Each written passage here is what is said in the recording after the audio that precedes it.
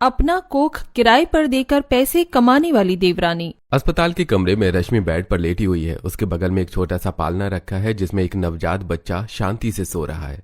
तभी दरवाजा धीरे से खुलता है और मिस्टर खन्ना और उनकी पत्नी अंदर आते हैं। मिस्टर खन्ना रश्मि के पास आकर कहते हैं, रश्मि कैसी हो तुम? हाँ, मैं ठीक हूँ, बस थोड़ी कमजोरी है, पर वो तो वक्त के साथ ठीक हो जाएगी। आपका बच्चा वो आपके सामने है, देखिए बिल्कुल स्वस्थ है। मेरी जिम्मेदारी अब पूरी हुई, मैंने अपना वादा निभाया। अब आप मुझे बाकी के पैसे भी दे दीजिए जो तय हुए थे। मैं किन शब्दों में तुम्हारा शुक्रिया अदा करूं? तुमने जो हमारे लिए किया है उसका मोल कोई पैसा नहीं चुका सकता। यह एहसान मैं कभी नहीं भूलूंगा। मिस्टर खन्ना अपनी जेब से एक चेक निकालते हैं और रश्मि की ओर बढ़ाते हैं। रश्मि चेक ले लेती है और मिस्टर खन्ना और उनकी पत्नी बच्चे को लेकर चले जाते हैं। 5 साल बाद चिलचिलाती धूप में रश्मि अस्पताल के गेट के पास एक कोने में खड़ी आरव का इंतजार कर रही है। तभी आरव अपनी बाइक लेकर वहां पहुंचता है और कहता है, सॉरी रश्मि, बहुत देर इंतजार करना पड़ा क्या? मैं बस निकलने ही वाला था कि ऑफिस में बॉस ने एक जरूरी मीटिंग रख दी। तुम कब से यहाँ खड़ी हो? आधे घंटे से खड़ी हूँ आरव। तुम्हें तो पता है ना कि आज डॉक्टर मेहता के साथ अपॉइंटमेंट है। मेरी रिकवरी को लेकर चेकअप बहुत जरूरी है, तुम्हें थोड़ा जल्दी आना चाहिए था। यार मैं फंस गया था, सच कह रहा हूँ। आई एम सॉरी यार। चलो अब देर नहीं करते, अंदर चलते हैं, डॉक्टर मेहता इंतजार कर रहे होंगे। आरव रश्मि का हाथ पकड़कर उसे अंदर ले जाता है। वो दोनों डॉक्टर के कैबिन में जाते हैं और कुछ देर बाद डॉक्टर के कैबिन से बाहर आते हैं। रश्मि के हाथ में कुछ दवाइयों का पर्चा है। तभी सामने से निशा और अविनाश आते हैं। निशा रश्मि से कहती है, अरे रश्मि, तुम यहाँ अस्पताल में? और आरव तुम भी? सब ठीक तो है ना? हाँ निशा, वो दरअसल मेरी तबीयत कुछ दिनों से ठीक नहीं थी, तो आरव मुझे यहाँ डॉक्टर को दिखाने ले आया। और तुम दोनों यहाँ कैसे? हम यहाँ अपनी एक पुरानी सहेली से मिलने आए थे। बेचारी सरोगेट मदर बनी थी, पर कुछ कॉम्प्लिकेशंस हो गए और उसकी हालत बहुत खराब हो गई। पता नहीं लोग ऐसा करते ही क्यों हैं। अपनी जान जोखिम में डालकर किसी और के बच्चे को जन्म देना ठीक नहीं। हो सकता है उसकी कोई मजबूरी होगी। वही तो, मैंने उसे कितना समझाया था कि ये सब मत करो, पर पता नहीं क्या मजबूरी थी उसकी। मुझे तो समझ ही नहीं आता कि कोई अपनी को कैसे बेच सकता है। 25 जनवरी 2022 के बाद सरोगेसी पूरी तरह से बैन भी हो चुकी है। ये इल्लीगल है, फिर भी लोग पैसों के लालच में अंधे हो जाते हैं। निशा रश्मि से थोड़ी देर बातें करती है और उसके बाद आरव कहता है, ठीक है रश्मि, काफी देर हो गई है, मुझे लगता है हमें चलना चाहिए। आरव रश्मि को लेकर वहां से निकल जाता है। शाम को आरव अपने घर पहुंचता है जहां उसके माता पिता, भाई और भाभी बैठकर कुछ बातें कर रहे थे। आरव को देखते ही कमला कहती है, आ गया मेरा प्यारा बेटा आरव, जरा यहाँ बैठ। तो मुझे तुझसे एक बहुत जरूरी बात करनी है। हम तेरे लिए लड़की देख रहे थे, ये रही फोटो, तू भी देख ले, फिर शादी की बात आगे बढ़ाती हूँ। माँ, पिताजी, मैं भी आप लोगों से कुछ कहना चाहता हूँ। दरअसल मैंने अपने लिए लड़की पसंद कर ली है और मैं उसी से शादी करना चाहता हूँ। क्या तूने लड़की पसंद कर ली है? पर हमें बताया क्यों नहीं? कौन है वो लड़की? पिताजी, उसका नाम रश्मि है। हम एक दूसरे को काफी समय से जानते हैं। ठीक है बेटा, तो तू उसके घर वालों को आज ही बुला ले, हम शादी की बात कर लेते हैं। माँ, उसके माता पिता अब इस दुनिया में नहीं है, वो बिल्कुल अकेली है। बेटा, उसके माता पिता नहीं है तो क्या हुआ, हम उसे अपनी बेटी बनाकर रखेंगे। ऐसा कर कि तू उसे आज ही हमसे मिलने बुला ले। ये सुनकर आरव खुश हो जाता है। वो अपने कमरे में जाता है और रश्मि को फोन करके कहता है, रश्मि, मैंने घर पर शादी की बात कर ली है और मेरे घर वाले रेडी हैं, वो तुम्हें बुला रहे हैं, जल्दी से घर आ जाओ। अरे वाह आरव, ये तो बहुत अच्छी खबर है, मैं बस थोड़ी देर में पहुंचती हूँ। थोड़ी देर बाद रश्मि घर पहुंचती है। उसने एक साधारण सा सूट पहना है और सिर पर दुपट्टा डाला हुआ है। वो काफी नर्वस है। जैसे वो अंदर आती है, वो कमला और रामप्रसाद के पैर छूती है। कमला उसे देखकर कहती है, खुश रहो बेटा, आरव ने बताया कि तुम अकेली हो, पर अब ऐसा मत सोचना, आज से ये घर तुम्हारा है और हम तुम्हारे माता पिता। शुक्रिया माँ जी, मैंने कभी सोचा भी नहीं था कि मुझे इतना प्यार मिलेगा। आरव की पसंद बहुत अच्छी है। हम चाहते हैं कि अगले हफ्ते ही तुम दोनों की शादी मंदिर में हो जाए। 1 हफ्ते बाद शादी? फिर तो मुझे रश्मि और आरव की शादी की काफी सारी तैयारियां करनी होंगी। आखिर मेरी देवरानी आ रही है, मेरा भी तो कुछ फर्ज बनता है। हाँ हाँ सीमा, क्यों नहीं, बड़ी बहू होने के नाते ये सारी जिम्मेदारियां तुम्हारी ही हैं। सभी लोग बहुत खुश होते हैं। ऐसे ही 1 हफ्ता बीत जाता है और रश्मि और आरव की मंदिर में शादी हो जाती है। रश्मि दुल्हन बनकर आरव के घर आ जाती है। गृह प्रवेश के बाद रश्मि अपने कमरे में जाकर आराम करती है। अगले दिन सुबह वो तैयार होकर अपनी सास के पास आती है और कहती है, माँ जी, आज मेरी पहली रसोई की रस्म है, तो मैं भी सभी के लिए खाना बना लेती हूँ। हाँ रश्मि बहू, तुम सभी के लिए खाना बना लो और मीठा जरूर बनाना। और हाँ, तुम्हारी जेठानी तुम्हारी मदद कर देगी। अब रश्मि किचन में जाती है और सभी लोगों के लिए खाना बनाती है। सीमा खाना बनाने में रश्मि की मदद करती है। फिर दोनों बहुएं मिलकर सभी को खाना परोसती हैं। खाना खाकर सभी लोग रश्मि के खाने की बहुत तारीफ करते हैं। वाह रश्मि, तेरे हाथ में तो जादू है। इतना स्वादिष्ट खाना बनाया है तूने कि खाकर मजा ही आ गया। शुक्रिया माँ जी, आप लोगों को पसंद आया, मेरे लिए यही बहुत है। सच में आरव, तू बहुत खुश नसीब है। रश्मि ने तो पहले ही दिन सबका दिल जीत लिया है। बातें करते हुए सभी लोग खाना खा लेते हैं। अगले दिन घर में मुंह दिखाई की रस्म रखी जाती है। मोहल्ले की औरतें आती हैं। जैसे पड़ोस में रहने वाली नर्स गीतिका रश्मि को देखती है तो वो चौंक जाती है और मनी मन सोचती है, हे भगवान, ये लड़की, ये तो वही रश्मि है। ये इस घर के बहू बनकर कैसे आ गई? क्या इन लोगों को इसकी असलियत पता है? तो वहीं रश्मि भी गीतिका को पहचान लेती है और मनी मन सोचती है, ये क्या कह रही है? अगर इसने सबके सामने कुछ बोल दिया तो मेरा क्या होगा? भगवान प्लीज मेरी मदद करना। रश्मि ऐसा सोच रही थी कि तभी गीतिका सीमा से कहती है, आरव की पसंद तो सचमुच बहुत अच्छी है सीमा। आप लोग बहुत खुशनसीब हैं कि आपको इतनी अच्छी बहू मिली, वरना अभी मेरे एक रिश्तेदार के साथ बहुत बड़ा धोखा हुआ। उनकी बहू आई और बाद में पता चला कि उसका किसी और के साथ चक्कर था। गीतिका जी, आप ये सब बातें यहाँ क्यों कह रही हैं? अरे मैं तो बस दुनिया का हाल बता रही हूँ, संभल कर रहना चाहिए। ये सुनकर रश्मि की धड़कनें तेज हो जाती हैं। वो चुपचाप नजरें नीची कर लेती है। थोड़ी देर बाद रस्म खत्म होती है और सब चले जाते हैं। समय बीतता जा रहा है। रश्मि घर के कामों में सीमा का हाथ बटाती है। एक दिन सब लोग हॉल में बैठे बातें कर रहे हैं कि अचानक रश्मि को वॉमिट होने लगती है। वो फौरन बाथरूम की तरफ भागती है। ये देखकर कमला सीमा से कहती है, सीमा बहू, जाके देख बेटा, रश्मि को क्या हुआ? उसे अचानक उल्टी क्यों होने लगी? क्या उसकी तबीयत खराब है? अरे माँ जी, आप ही ना, ये तबीयत खराब नहीं है, ये तो खुशखबरी की खबर है। समझो ना माँ जी, हमारे घर में नन्हा मेहमान आने वाला है। क्या सच में? अरे ये तो बहुत बड़ी खुशी की बात है। कमला ऐसा कह ही रही थी कि तभी रश्मि बाहर आती है और फिर सीमा उससे कहती है, देवरानी जी, जरा मेरे साथ कमरे में आओ, मुझे तुमसे कुछ बात करनी है। ऐसा कहकर सीमा रश्मि को अपने कमरे में लेकर जाती है। उसके बाद कार से उसे एक प्रेगनेंसी किट निकालकर देते हुए कहती है, देवरानी जी, ये रही प्रेगनेंसी किट, वॉशरूम में जाओ और अपनी प्रेगनेंसी का टेस्ट करो। भाभी, इसकी क्या जरूरत है? शायद गर्मी की वजह से जी घबरा रहा होगा। चुपचाप जाओ और चेक करो, मैं भी तो देखूं कि मेरी भविष्यवाणी सही है या नहीं। सीमा के कहने पर रश्मि बाथरूम में जाती है। कुछ देर बाद वो बाहर आती है। उसके हाथ में किट है जो पॉजिटिव दिख रही है। रश्मि उस किट को सीमा के हाथ में दे देती है। सीमा खुश होते हुए रश्मि को लेकर बाहर जाती है और अपनी सास से कहती है, माँ जी, खुशखबरी है, रश्मि प्रेग्नेंट है। तभी रश्मि भी पीछे पीछे वहां आ जाती है। पूरे घर में खुशी की लहर दौड़ जाती है। राम प्रसाद सीमा से कहता है, अरे सीमा बहू, जरा फ्रिज से मिठाइयां निकाल कर लेकर आओ और सभी का मुंह मीठा करवाओ। इतनी बड़ी खुशखबरी जो दी है रश्मि ने हमें। सीमा किचन में जाती है और मिठाई लाकर सभी लोगों का मुंह मीठा करवाती है। ऐसे दिन बीतने लगते हैं। सीमा रश्मि का बहुत ख्याल रख रही थी। एक दिन रश्मि किचन में आती है और कहती है, लाइए भाभी, मैं भी आपके साथ खाना बनवाने में मदद कर देती हूँ। नहीं नहीं रश्मि, तुम्हें ये सब करने की कोई जरूरत नहीं है, ये सब मैं कर लूंगी। अब तुम प्रेग्नेंट हो, तुम्हें आराम करना चाहिए। और हाँ, मैंने तुम्हारे लिए सब्जियों का सूप बनाया है, ये पी लो। ऐसा कहकर सीमा रश्मि को सब्जियों का जूस देती है। रश्मि जूस लेकर सीमा से कहती है, भाभी, आप सच में बहुत अच्छी हैं। मेरी कभी कोई बड़ी बहन नहीं थी। माँ भी बचपन में चली गई थी, पर आपके रूप में मुझे माँ और बड़ी बहन दोनों मिल गई। पगली, तो मेरी छोटी बहन ही तो है, और अब तो तू इस घर को वारिस देने वाली है। तेरा ख्याल रखना मेरा फर्ज है। तभी आरव अंदर आता है और ये सब कुछ सुनकर कहता है, क्या हो रहा है आप दोनों के बीच? इतनी बड़ी इमोशनल बातें चल रही हैं। कुछ नहीं देवा जी, बस अपनी देवरानी का ख्याल रख रही हूँ। भाभी, आप रश्मि का इतना ख्याल रखती हैं कि मुझे उसकी कभी फिक्र ही नहीं होती। शुक्रिया भाभी। ऐसे कुछ दिन बीत जाते हैं। एक दिन आरव ऑफिस से घर आता है और सभी से कहता है, माँ, पिताजी, मुझे आप लोगों को कुछ बताना है।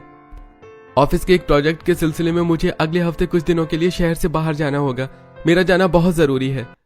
अरे बेटा, इस समय रश्मि को तेरी सबसे ज्यादा जरूरत है। तो उसे इस हालत में छोड़कर कैसे जा सकता है। माँ मैं समझता हूँ, पर यह प्रोजेक्ट मेरे करियर के लिए बहुत अहम है। मैं जल्दी वापस आ जाऊंगा। माँ जी आप फिक्र क्यों करती हैं, हम सब है ना रश्मि का ख्याल रखने के लिए। आरव तुम बेफिक्र होकर जाओ, हम तुम्हारी अमानत को संभाल लेंगे। हाँ आरव, सीमा बिल्कुल सही कह रही है, तू जा अपना काम पूरा कर। हॉल में सभी से बातें करने के बाद आरव अपने कमरे में जाता है जहां रश्मि बैठी है। वो काफी उदास है। आरव रश्मि से कहता है, रश्मि तुमने सुना ना, मुझे कुछ दिनों के लिए जाना पड़ेगा। हाँ मैंने सुन लिया, पर तुम जा रही हो तो मेरा मन कैसे लगेगा, मुझे डर लग रहा है आरव। डरो मत रश्मि, भाभी है ना, वो तुम्हारा बहुत ख्याल अच्छे से रखती हैं। मैं जल्दी लौट आऊंगा, बस अपनी दवाइयां टाइम पर लेना। आरव रश्मि को समझाता है और अगले दिन वो शहर से बाहर चला जाता है। आरव को गए हुए कुछ हफ्ते बीत चुके हैं। रश्मि के पैरों में सूजन आ गई है। वो बिस्तर पर लेटी हुई है। सीमा उसके लिए जूस लेकर कमरे में आती है और कहती है, रश्मि तुम्हारे पैर कितने फूल गए हैं, तुमने मुझे बताया क्यों नहीं। भाभी चौथा महीना लग गया है ना, तो आजकल ये अक्सर होता है, शायद कमजोरी की वजह से। ये जूस पी लो और सुनो, आज शाम को हम थोड़ा वॉक करना शुरू करेंगे, इससे तुम्हें राहत मिलेगी। और हाँ, घर में सब्जियां खत्म हो गई हैं, मैं बाजार जा रही हूँ, तुम आराम करो। ऐसा कहकर सीमा बाजार के लिए निकल जाती है। सीमा बाजार से सब्जियां खरीदती है और फिर वापस आने लगती है। तभी रास्ते में उसे गीतिका मिलती है और कहती है, अरे सीमा कैसे हो तुम, और तुम्हारी वो देवरानी कैसी है। वो ठीक है गीतिका जी, बस पैरों में थोड़ी सूजन है तो उसका ख्याल रख रही हूँ। ख्याल तो रखना ही चाहिए, पर आजकल के जमाने में बहुत बड़े बड़े कांड हो रहे हैं, सतर्क रहना जरूरी है। कभी कभी ऐसा भी होता है कि लड़कियां पहले से ही पेट में किसी और का बच्चा ले आती हैं और शादी के बाद अपने पति को बोल देती हैं कि यह तुम्हारा है। गीतिका जी, ये आप क्या बकवास कर रही हैं? हमारे घर में ऐसा नहीं होता। मेरी देवरानी बहुत संस्कारी है। होने को तो कुछ भी हो सकता है, मेरा काम था आपको आगाह करना, आगे आपकी मर्जी। सीमा गुस्से में वहां से चली जाती है। वो बड़बड़ाते हुए घर की तरफ बढ़ती है। कितनी बदतमीज औरत है ये, रश्मि के बारे में ऐसी बातें करने की हिम्मत कैसे हुई इसकी। आज ही घर जाकर माँ जी को बताऊंगी और इससे कोई मतलब न रखें। सीमा जल्दी जल्दी घर आती है। पहले तो वो सारी सब्जियां रसोई में रख देती है और फिर अपनी सास के कमरे में जाकर सारी बातें बताते हुए कहती है, माँ जी, आज के बाद हम उस गीतिका से कोई मतलब नहीं रखेंगे। हाँ बेटा तू सही कह रही है, अगर रश्मि को ये बात पता चलेगी तो पता नहीं वो क्या सोचेगी। ऐसे ही सीमा बात खत्म कर देती है। 4-5 दिन और बीत जाते हैं। एक दिन सीमा अपने कमरे में बैठी पपीता काट रही थी। तभी रश्मि वहां आती है और सीमा से कहती है, भाभी मुझे बोर लग रहा था तो सोचा आपके कमरे में बैठकर बात कर लूं। हाँ हाँ रश्मि, आओ बैठो, ये पपीता खा लो। अरे भाभी, प्रेगनेंसी में 4-5 महीने तक पपीता नहीं खाते हैं। पपीता गर्म होता है, इसीलिए इसे खाने से मिसकैरेज का भी खतरा हो सकता है। रश्मि की बात सुनकर सीमा को थोड़ा अजीब लगता है और वो कहती है, हाँ रश्मि, मुझे तो ध्यान ही नहीं रहा था, लेकिन तुम्हें ये सब कैसे पता? अरे भाभी, वो मेरी एक सहेली ने मुझे बताया था, इसीलिए पता है। ऐसा कहकर रश्मि बात को टाल देती है। ऐसे कुछ दिन बीत जाते हैं। एक दिन सीमा बालकनी में खड़े होकर बालों को सुखा रही थी। तभी मोहल्ले की 2 औरतें पुष्पा और कामिनी बातें करते हुए जा रही थी। सीमा उनकी बातों को सुनती है। सुना तूने, रश्मि के पेट में जो बच्चा है वो उसका नहीं है, सुना है किसी और का बच्चा लिए घूम रही है वो। अरे बहन, मैंने तो यहाँ तक भी सुना है कि वो पैसे लेकर अपनी कोख बेचती है। भगवान ही बचाए ऐसे लोगों से। जिनके परिवार में वो रहती है उन्हें तो कोई दिक्कत नहीं, तो हमें क्या है। बातें करते हुए दोनों वहां से चली जाती हैं। तब सीमा मन ही मन सोचती है, आखिर ये लोग रश्मि के बारे में ऐसी बातें क्यों कर रही हैं? भला उन्हें रश्मि से क्या दुश्मनी हो सकती है? कहीं कुछ ऐसा तो नहीं, इसके बारे में मैं नहीं जानती हूँ। वो ऐसा सोच रही थी कि तभी कमला उसे आवाज देती है, अरे सीमा बहू, कहाँ है तू? जरा मुझे 1 कप चाय तो दे दे। माँ जी, अभी बनाकर लेकर आती हूँ। अब सीमा रसोई में जाती है और चाय बनाती है। तभी रश्मि वहां आ जाती है और सीमा से बातें करने लगती है। बातें करते हुए सीमा रश्मि से कहती है, रश्मि, तुम्हारा पेट अभी तक दिखाई नहीं देता, अब तो तुम्हारा पेट दिखने लगना चाहिए। अरे नहीं भाभी, अभी तो मेरा 4था महीना खत्म भी नहीं हुआ है, पेट तो 5वें महीने से दिखता है। रश्मि की बात सुनकर सीमा हैरान रह जाती है और आश्चर्य से कहती है, हाँ रश्मि, तुम सही कह रही हो, मैं तो भूल ही गई थी, लेकिन मुझे ये समझ में नहीं आता कि तुम्हें प्रेगनेंसी के बारे में इतना सब कुछ कैसे पता है। रश्मि बात को टाल देती है। ऐसे कुछ दिन बीत जाते हैं और अब रश्मि का बेबी बम्प दिखाई देने लगा था। एक दिन रश्मि को देखकर कमला सीमा से कहती है, सीमा बहू, अब तो रश्मि का पेट बड़ा होने लगा है, तू ऐसा करके आज बाजार चली जा और उसके लिए कुछ गाउन खरीद कर ले आ।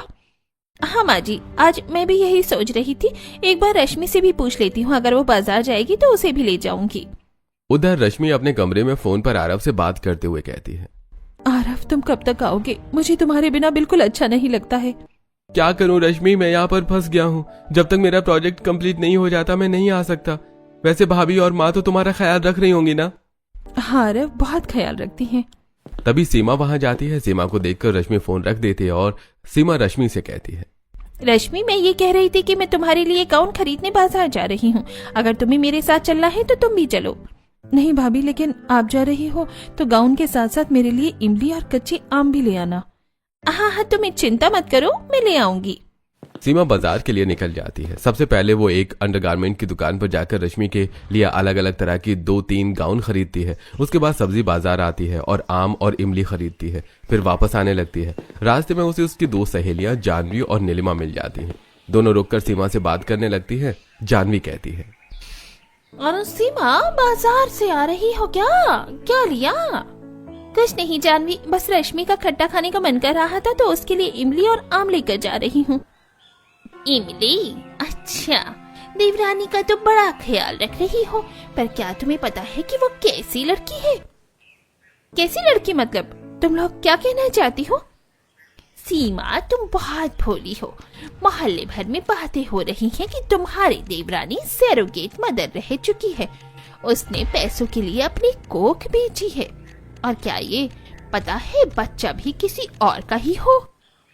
अपनी जबान को लगाम दो जानवी, रश्मि के बारे में एक शब्द और मत बोलना। हम झूठ नहीं बोल रही, पूरा मोहल्ला कह रहा है। अगर यकीन नहीं होता तो उस नर्स गीतिका से पूछो, उसने खुद रश्मि को अस्पताल में देखा था।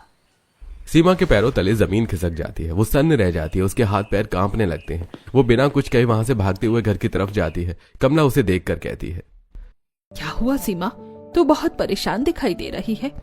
कुछ नहीं माँ जी, बस मुझे थोड़ा चक्कर आ गया था। मैं ऐसा करती हूँ, अपने कमरे में जाकर आराम करती हूँ। ऐसा कहकर सीमा अपने कमरे में जाती है और सारा सामान एक कोने में रखकर बेड पर लेटकर आराम करने लगती है। तभी मोहन वहां आता है और सीमा को परेशान देखकर कहता है, क्या बात है सीमा, तुम काफी परेशान दिखाई दे रही हो। बात ही कुछ ऐसी है, पिछले कुछ दिनों से रश्मि के बारे में मोहल्ले में लोग अलग अलग तरह की बातें कर रहे हैं। समझ में नहीं आ रहा कि आखिर वो रश्मि के बारे में ऐसी बातें क्यों कर रहे हैं। मेरे बारे में तो उन्होंने कभी ऐसी कोई बात नहीं की। सीमा की बात सुनकर मोहन उससे कहता है, हाँ सीमा, मैंने भी कुछ बातें अपने दोस्तों के मुंह से सुनी है, लेकिन उन बातों की कोई सच्चाई नहीं है। तुम इन बातों को दिल से मत लगाओ। लोगों का क्या है, वो तो कुछ ना कुछ कहते ही रहेंगे। मोहन की बात सुनकर सीमा चुप हो जाती है। ऐसे ही धीरे धीरे कुछ दिन और बीत जाते हैं। एक दिन सीमा कमला के पास बैठकर बातें कर रही थी। तभी रश्मि वहां आती है और कहती है, माँ जी, अब मेरा 7वां महीना खत्म होने वाला है और 8वें महीने में मुझे दूध में घी डालकर खाना है ताकि मेरी डिलीवरी आसानी से हो सके। हाँ हाँ बेटा, इसीलिए मैंने घी पहले से ही मंगा कर रख दिया है। तू जब से चाहे खाना शुरू कर सकती है। लेकिन सीमा रश्मि की बात सुनकर चौंक जाती है और मन ही मन सोचती है, रश्मि की ये पहली प्रेगनेंसी है, लेकिन उसे सब कुछ इतनी बारीकी से पता है जैसे कि वो पहले से ही ये सब कुछ जानती है। ऐसे कुछ दिन और बीत जाते हैं। एक दिन सीमा कमला के पास आती है और कहती है, माँ, रश्मि कहीं दिखाई नहीं दे रही है, क्या आपने देखा है कि वो कहाँ है?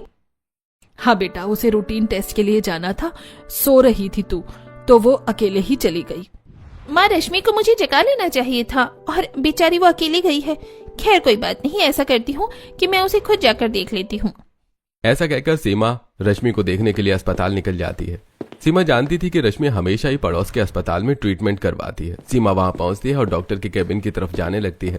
तभी सामने से रश्मि किसी अनजान आदमी के साथ आते हुए उसे दिखाई देती है। सीमा रश्मि को देखकर दीवार के पीछे छुप जाती है। रश्मि के जाने के बाद वो पड़ोस में खड़ी एक नर्स से पूछती है, सुनिए, ये जो औरत थी उसके साथ वो आदमी कौन था, क्या बता सकती हैं? अरे भाई, औरत प्रेग्नेंट है तो उसके साथ उसका पति ही होगा ना, अजीब सा सवाल है।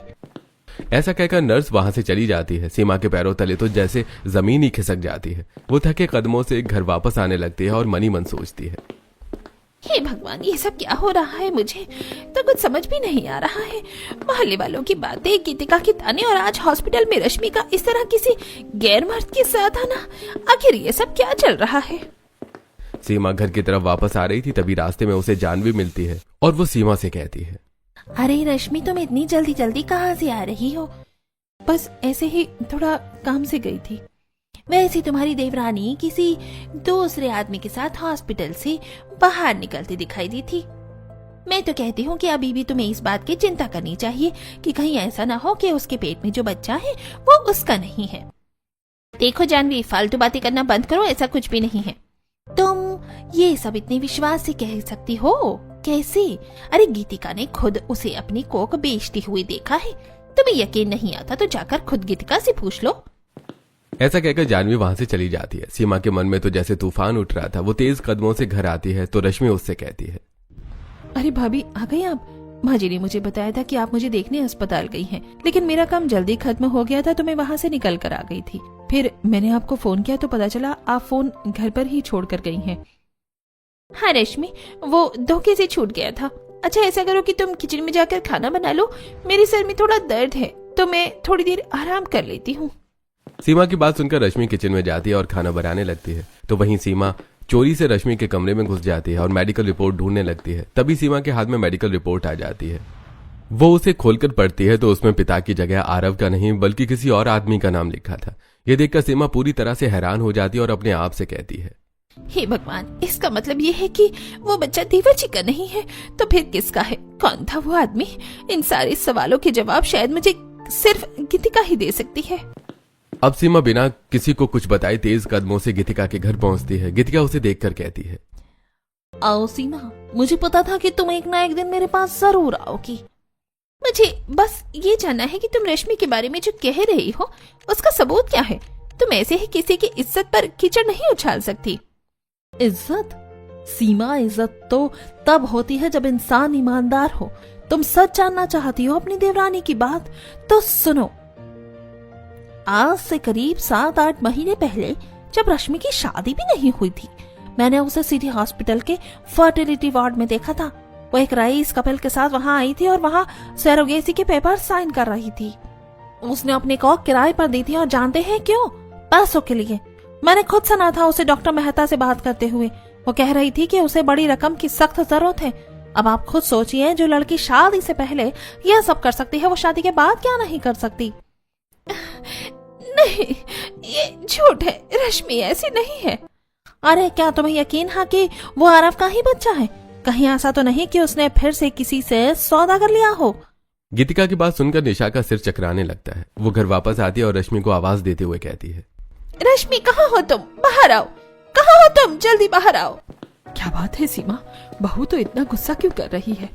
आने दीजिए सबको बाहर बाजी, मैं सब बताती हूँ। सीमा की आवाज सुनकर रश्मि, मोहन और राम प्रसाद भी हॉल में आ जाते हैं। तब सीमा सभी लोगों से कहती है, रश्मि क्या ये सच है कि तुमने पैसों के लिए अपनी कोक बेची थी? क्या तुम एक सरोगेट मदर हो? भाभी मेरी बात सुनिए भाभी, आप जैसा समझ रही हैं वैसा नहीं है। मैंने ये सब अपनी खुशी के लिए नहीं किया था। तो किसके लिए किया था? क्या रव जानता है इस बारे में? क्या उसने एक ऐसी औरत से शादी की है जो पहले से ही किसी और के बच्चे को जन्म दे चुकी है? और ये बच्चा जो अभी तुम्हारे पेट में है, क्या ये भी किसी सौदे का ही हिस्सा है? तुमने हमें धोखा दिया है रश्मि, इस घर की इज्जत को मिट्टी में मिला दिया। ये क्या कह रही है तू? रश्मि बेटा, क्या ये सच है? क्या तूने हमसे इतना बड़ा राज छुपाया? रश्मि जवाब दो, क्या तुमने सचमुच इस खानदान की नाक काट दी? रश्मि किसी की बात का कोई जवाब नहीं देती। तब कमला कहती है, रश्मि की खामोशी बता रही है वो सचमुच धोखेबाज है। सीमा अभी आरव को फोन लगाओ और उसे यहाँ बुलाओ। आज के बाद रश्मि इस घर में नहीं रह सकती। अब सीमा आरव को फोन लगाती है तो उसे पता चलता है कि रश्मि ने पहले ही उसे फोन कर दिया और वो घर ही आ रहा है। थोड़ी देर बाद आरव घर पहुंच जाता है और सभी लोग आरव पर बरस पड़ते हैं। सीमा आरव को सारी बातें बताती है और कमला कहती है, आरव, इसने हमें बहुत बड़ा धोखा दिया है, तू अभी इसे धक्के देकर घर से निकाल दे। नहीं माँ, इसने मुझे कोई धोखा नहीं दिया है। रश्मि एक सरोगेट मदर है, ये बात मैं शादी के पहले से ही जानता हूँ और मैं ये भी जानता हूँ कि ये मेरा बच्चा नहीं है। क्या आप जानती थी? आपने जानबूझकर एक ऐसी लड़की से शादी की जो किसी और के बच्चे की माँ बनने वाली है। शर्म आनी चाहिए आपको। सीमा भाभी, इसके पीछे रश्मि की मजबूरियां थी। आप लोग एक बार मेरी बात सुन लीजिए। अगर फिर आपको ऐसा लगता है कि रश्मि ने जो किया गलत किया तो हम यहाँ से चले जाएंगे। आज से 5 साल पहले की बात है। रश्मि और मैं एक दूसरे को प्यार करते थे। एक दिन रश्मि रोते हुए मुझे फोन लगाया और बोली, आरव जल्दी से अस्पताल आ जाओ। मैं पिताजी को अस्पताल में भर्ती करवा चुकी हूँ। मुझे बहुत डर लग रहा है। तुम चिंता मत करो रश्मि, मैं थोड़ी देर में पहुंच रहा हूं। आरव हॉस्पिटल पहुंचता है, तब रश्मि उसे बताती है। आरव, डॉक्टर कहते हैं कि पिताजी की जान बचाने का सिर्फ एक ही तरीका है कि उनका हार्ट ट्रांसप्लांट कर दिया जाए, और उसमें काफी ज्यादा खर्च आएगा। मुझे समझ नहीं आ रहा है कि मैं क्या करूं। तुम्हें तो पता है कि मेरी माँ मुझे बचपन में ही छोड़कर चली गई थी, और पिताजी के सिवा दुनिया में मेरा कोई नहीं है। मुझे किसी भी तरह उनकी जान बचानी ही होगी। हाँ रश्मि, मैं समझ सकता हूँ। मैं पैसों का इंतजाम करने की कोशिश करता हूँ। आरव ने पैसों का इंतजाम करने की बहुत कोशिश की, लेकिन कहीं से भी इंतजाम नहीं हुआ। अगले दिन रश्मि आरव को फोन लगाती है और कहती है, हेलो आरव, तुम घर आ जाओ, मुझे तुमसे कुछ जरूरी बात करनी है। आरव रश्मि के घर पहुंचता है। रश्मि के पिता अंदर वाले कमरे में सोए हुए हैं। तब रश्मि बाहर वाले कमरे में बैठकर आरव से बातें करते हुए कहती है, मैंने सैरोगेट मदर बनने का फैसला किया है, और मैं इसके लिए डील कर चुकी हूँ। शायद तुम ये सुनने के बाद मेरा साथ छोड़ दो, लेकिन मुझे कोई अफसोस नहीं है। अपने पिता की जान बचाना मेरे लिए जरूरी था। मुझे जो ठीक लगा मैंने वही किया। आगे फैसला तुम्हारे हाथ में है। रश्मि, मैं तुमसे प्यार करता हूँ, और मैं जानता हूँ कि तुमने ये मजबूरी में किया है, और मेरा प्यार इतना कमजोर नहीं है कि मैं इतनी सी बात पर तुम्हारा साथ छोड़ दूं। मैं तुम्हारे साथ हूँ। चलो मान भी लिया जाए कि रश्मि ने उस सैरोगेट मदर बनने का फैसला मजबूरी में लिया था, लेकिन अभी उसके पेट में जो बच्चा है वो भी तो किसी और का है। उसके बारे में तुम क्या कहोगे? भैया, ये करने के पीछे भी रश्मि की मजबूरी थी। कुछ दिनों पहले रश्मि को फोन करने पर मैं अस्पताल पहुंचा, तब रश्मि ने मुझे बताया। आरव, डॉक्टर ने कहा है कि पिताजी को कैंसर हो गया है। मुझे कुछ भी करके पिताजी की जान बचानी होगी, और उसके लिए मुझे कई लाख रुपए की जरूरत पड़ेगी। हाँ रश्मि, लेकिन इतने पैसे तो नहीं तुम्हारे पास हैं और ना ही मेरे पास। आखिर हम इतनी बड़ी रकम का इंतजाम कहाँ से करेंगे? मैं उसी नर्स से बात कर लेती हूँ जिसने पिछली बार मुझे सैरोगेट मदर बनने के लिए क्लाइंट दिलवाया था। लेकिन रश्मि, ये रिस्की भी तो हो सकता है ना, और तुम्हें तो पता है कि सैरोगेसी पूरी तरह बैन है। यह कानूनन जुर्म भी है। क्या इसके सिवा कोई और तरीका नहीं है? मैं सब जानती हूँ आरव, लेकिन इसके सिवा हमारे पास मेरे पिताजी की जान बचाने का कोई और तरीका नहीं है। इसीलिए मुझे ये करना ही होगा। और इसीलिए रश्मि ने एक और बार सैरोगेट मदर बनने का फैसला किया, लेकिन उसकी बदकिस्मती है कि कुछ दिनों पहले उसके पिताजी की मृत्यु हो गई, और फिर मैंने रश्मि को अकेला छोड़ना ठीक नहीं समझा। इसलिए मैंने रश्मि को आप लोगों से मिलवा दिया और उससे शादी कर ली। आरव, तुमने ये सब करके तो हमारे घर की इज्जत को मिट्टी में मिला दिया है। लोग किस किस तरह से इज्जत उछाल रहे हैं हमारी, तुम्हें पता भी है? इज्जत की बात कौन कर रहा है पिताजी? वो समाज जो रश्मि की मजबूरी को नहीं जानता, या वो लोग जो दूसरों के दुखों पर अपनी रोटियां सेकते हैं? रश्मि ने जो किया वो कोई गुनाह नहीं था। वो एक बेटी का अपने पिता के प्रति फर्ज था। फर्ज और सौदे में फर्क होता है आरव। भाभी, रश्मि ने ये सब अपनी खुशी से नहीं किया। और सोचिए, कल को अगर भैया की जान बचाने के लिए आपको कुछ भी करना पड़े तो क्या आप पीछे हट जाएंगी? सारी बातें सुनकर आगे आकर रश्मि सबसे कहती है, अपने पिता की जान बचाने के लिए मुझे जो ठीक लगा मैंने किया, लेकिन अगर आपको अभी ऐसा लगता है कि ये सब करके मैं आपके घर की बहू बनने के लायक नहीं हूँ, तो मैं आपके घर को हमेशा के लिए छोड़कर चली जाऊंगी। मेरी बच्ची, हमें माफ कर दे। हमने तुझे क्या कुछ नहीं कहा। तू तो साक्षात ममता की मूरत है। हमने सिर्फ बाहर का शोर सुना, तेरे दिल की चीख नहीं सुनी। रश्मि बेटा, मुझे गर्व है कि तू मेरे घर की बहू है। आज के बाद अगर इस घर में, मोहल्ले में या किसी ने भी तेरे खिलाफ एक शब्द भी बोला तो उसका सामना मुझसे होगा। ऐसे कुछ दिन बीत जाते हैं। एक दिन सीमा रश्मि को हॉस्पिटल से वापस लेकर आ रही थी। तभी मोहल्ले की सारी औरतों के साथ गीतिका भी रास्ते में खड़ी थी। उन्हें देखकर गीतिका ताने मारते हुए कहती है, आ गई सरोगेट मदर का ट्रीटमेंट करा के। अरे भाई, दूसरे का बच्चे का इतना ध्यान तो तुम ही लोग रख सकते हो बस। चुप रहिए गीतिका जी, बहुत जहर उगल लिया आपने। आज मैं आपको और इस पूरे मोहल्ले को ये बात बताने आई हूँ कि रश्मि ने जो किया वो आप जैसी सोच वाली औरतें कभी नहीं समझ सकती। उसने अपने पिता के लिए अपनी खुशियां कुर्बान की, और हम इसके घर के लोग रश्मि के हर फैसले के साथ चट्टान की तरह खड़े हैं। पर सीमा, ये तो गैर कानूनी है, समाज इसे नहीं मानता। समाज उन लोगों को भी नहीं मानता जो दूसरों के घर में आग लगाते हैं। आज के बाद अगर रश्मि की तरफ किसी ने उंगली उठाई तो मैं पुलिस केस कर दूंगी। तुम लोग हमें हमारे हाल पर छोड़ दो।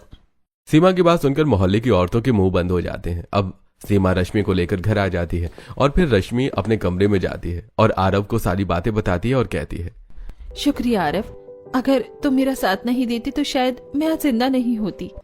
तभी सीमा कमरे में आती है। उसके हाथ में दूध का गिलास है। सीमा रश्मि को दूध का गिलास देते हुए कहती है, अरे तुम अभी तक सोई नहीं, चलो जल्दी से ये दूध पियो और आराम करो, कल सुबह हमें डॉक्टर के पास जाना है।